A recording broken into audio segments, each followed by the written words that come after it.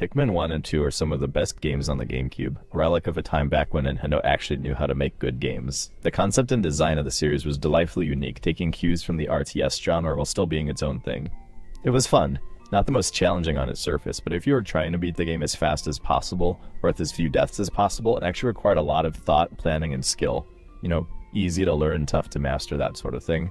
That's why it's a series I end up returning to every year or so. These are the results from my most recent run. If you can beat it, I don't care.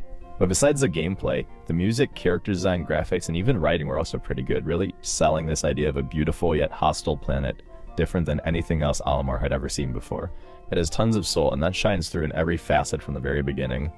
The first game focused on the protagonist working together with the titular Pikmin to try to recover his 30 ship parts, and which ship parts you do and don't recover actually determines which of the 3 endings you get. Collecting those 30 parts are his only means of escaping from the planet, and if he isn't able to do that in 30 days, his life support systems will fail and he'll never be able to return home to his wife and children.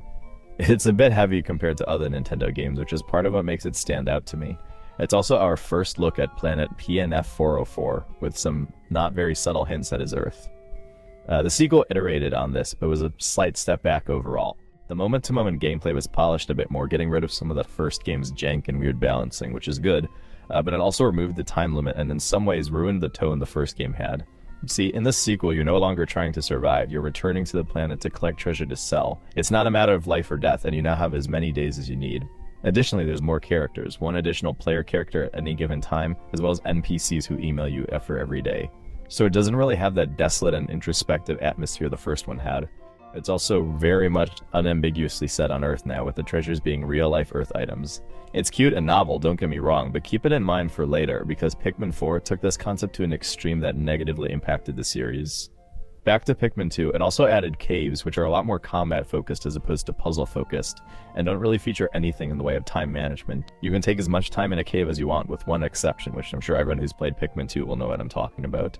The vast majority of the treasures are in these caves too, so the game overall is a lot more combat-oriented than the original, which was a far better mix of puzzles, combat, and time management. Pikmin 2 has more content but less variety as a result. I'd say that the first one is more tightly designed, even if DSP's next of kin might disagree with that assessment. For a while, these two were all we had, a great game and a sequel that was both better and worse. Of course, there's more to come. You are the title of the video. So how is this series Californiafied? Well, it was a product of a few different aspects of Nintendo's changing philosophy in game production and art. There were 3 major fronts where these changes slipped in. First, the game design, which was smoothed over quite a bit to make it play more like other games. Additionally, the story and world design was also made more familiar and easily digestible for normie audiences. Think of the audience for Marvel movies, for instance. And finally, and perhaps most deviously, the older entries were retroactively censored to match modern West Coast progressive sensibilities. Just to clarify, I don't mean Pikmin was literally developed in... I mean, as the series progressed, we can see it slowly but surely evolving to match that same sort of design philosophy that a lot of games, movies, and products that come out of that type of culture and perspective have, and how it becomes more generic and loses its artistic integrity, which is a crying shame considering how great the first 2 games were. So, gameplay. Pikmin 1 and 2, despite having different level design, controlled pretty much entirely the same with some slight improvements made in the second. You have a whole squad of Pikmin up to 100 that you could tailor to whatever needs you had. For instance, if you're in an area that was mostly water, your squad would be mostly blues. If you're heading into battle, you'd want reds, and in the sequel, purples. If you're scoping out an unfamiliar area, you'd probably want a mix of all the different types of Pikmin so you'll be prepared no matter what. It was up to the player to manage their squad, and not just in composition either. You had to manually march your team from point A to point B, which meant navigating them around hazards, making sure you're not going too fast for the slower Pikmin, and sometimes even taking alternate routes depending on what your squad can handle. It was a back and forth. The Pikmin had to obey the player, but the player also had to compensate for the Pikmin's own mechanics. You couldn't directly tell them what to do, but you could still point them in the right direction, either by moving them with the C-stick, called swarming in-game, or manually throwing them at the target. You couldn't directly control them. Pikmin 3 saw a few tweaks to the formula. While not a huge change in the grand scheme of things, the first thing I noticed when I played was the onions, the devices that Pikmin rest in when they're not in use, were consolidated into one singular onion. That might not sound like a big deal, maybe it isn't, but it felt off to me. In the world of Pikmin, they lived separately in their own onions, and while it was a bit cumbersome to have to run between 3 separate onions to retrieve or deposit your squad, it did feel like you were playing by the rules of a weird and novel world. By consolidating them, it's more player-friendly and better designed, sure, but there's a bit of flavor being lost there, and it's becoming more like a video game and less like a little world. Another change was the introduction of the charge feature. Now, at the push of a button, you can send your entire Pikmin squad to a singular enemy or obstacle. Wait, you can send your creatures to fight a different creature?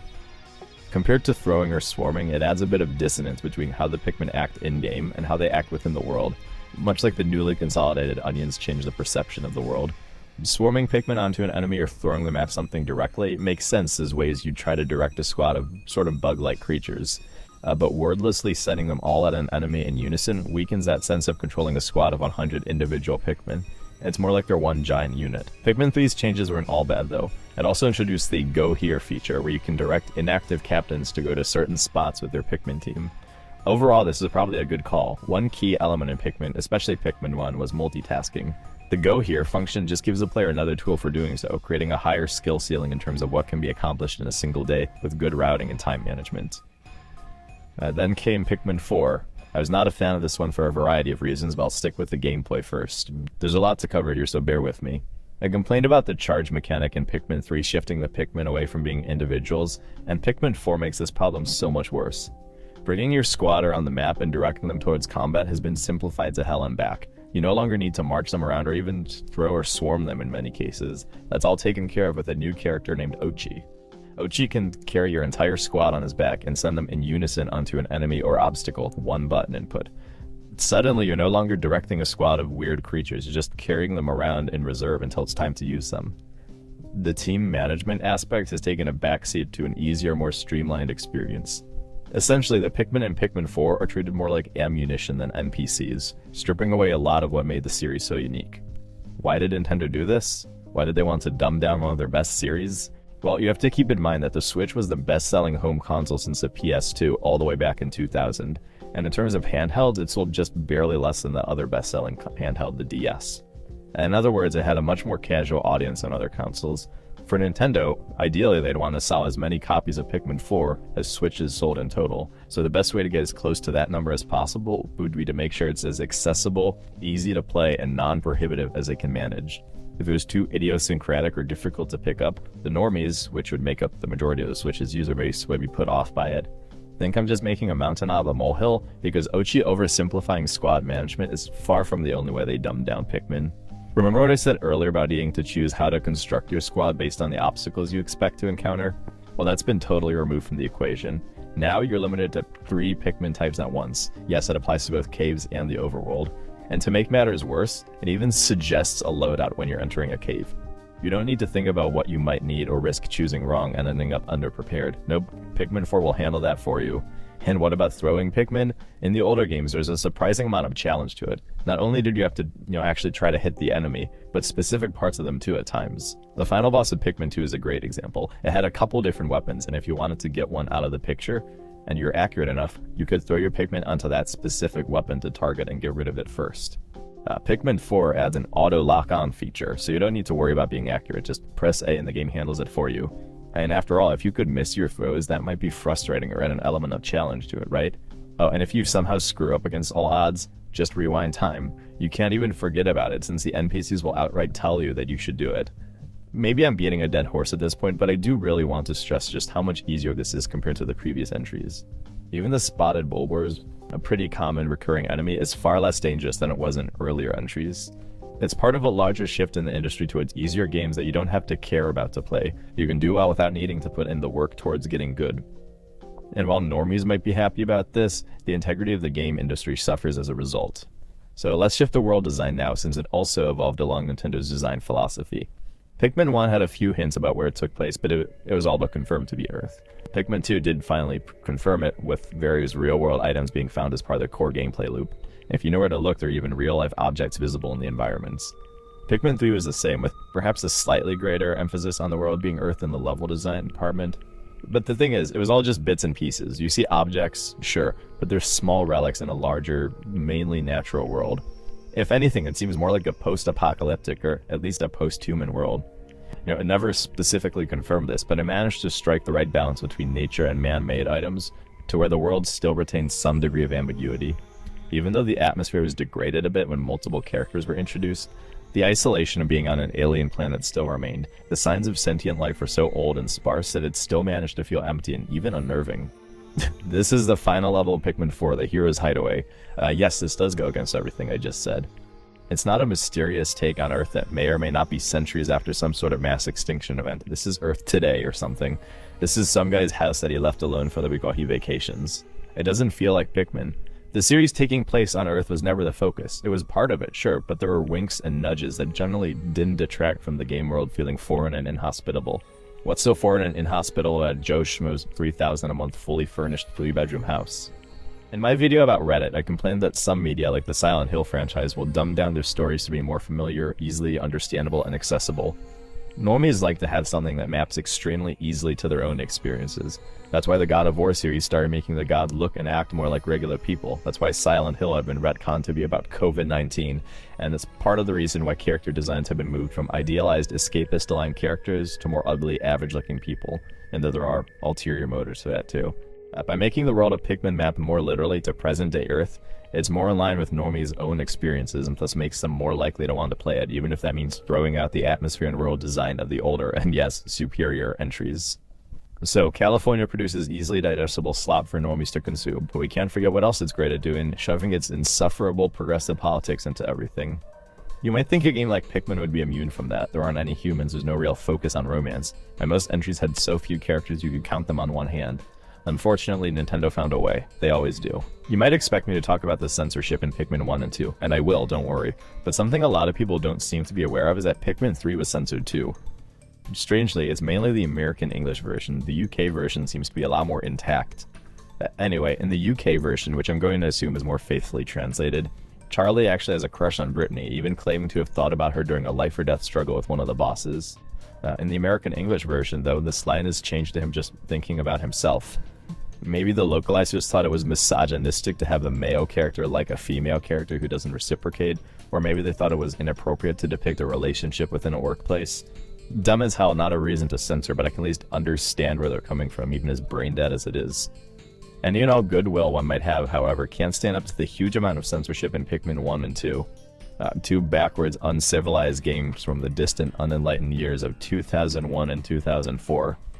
Probably the most demoralizing change was this, the renaming of the Space Love series to Celestial Vibes. Similarly, the Gemstar Husband and Gemstar Wife were also renamed. I can't stress this enough, these names are describing inanimate objects. They're more concepts than everything else, yet they're still being censored. Why? Because they allude to heterosexuality, presumably. Rings named after a husband and wife being part of the same set is cute, if a bit generic, but to the localization department it clearly represented something far darker. You know, even in abstract, heterosexuality and by extensions families and love shouldn't exist to these people.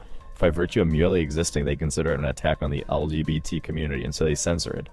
I'm sure a lot of you think I'm making a big deal out of this, but I want you to ask yourselves this. If the name change doesn't matter, why did they bother changing in the first place? Clearly it mattered to the dumb censoring it, so why can't I care about it too? The censorship doesn't end there either, unfortunately.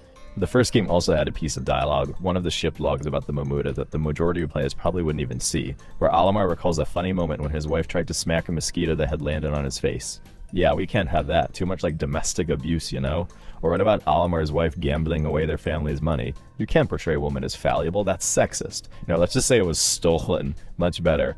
This woman let a pickpocket steal all her savings. Very capable. Even the word slacker was considered too offensive. Why? I have no idea. I'd love to hear what demographic Nintendo of America thinks it's discriminatory against. I get the feeling their reasoning will be a lot more racist than the word slacker. Interestingly, this line was already a toned-down version of the line from the Japanese original, and that Japanese dialogue, it was also censored for the Switch re-release. An extremely rare case of the same line being censored 3 separate times. It's never enough. If this isn't a sign that these people only get more and more sensitive and dogmatic, I don't know what is. Of course, there are a lot more examples of the game's insane and even lore-breaking censorship, but other better creators have already covered them, so I won't get too deep into the weeds here. And it isn't just censorship either. The corporate culture and progressive lens that causes them to censor is the same culture and lens that directs the writing and development team of current and future entries. These games are now being built from the ground up with these ideas in mind, so expect more of the same philosophy that determined the words husband and wife and slacker are offensive.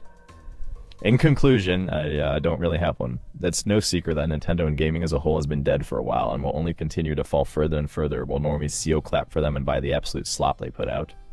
Pikmin 5, which will probably happen someday, will just be more of everything I've complained about. Even more dumbed-down generic content built for mass market appeal with a sprinkling of progressive politics. There's never going to be another set of games like the first few Pikmin games. You're not going to get something that really finds that sweet spot between gameplay, atmosphere, and world design. At best, you're going to get more baby games with some slight elements that almost resemble an RTS if you squint, but as the series continues in this direction, the elements that made Pikmin 1 and 2 so timeless are going to get pushed off to the sidelines. It sucks to see a franchise I cared so much about get so critically misunderstood and misused by its developers, but I can't say I'm a stranger to that feeling. At least 1 and 2 are pretty replayable, and even 3 has some good in it too. If you haven't played them, you absolutely should give them a shot. They're easy enough to play for free if you catch my drift. If, for whatever reason, you're opposed to that, stick with the GameCube original. The Wii re-releases added some pretty egregious bugs, and obviously the Switch re-releases are paused. Anyway, that's about it. Do the things the algorithm likes, and I'll see you next time. Bye-bye.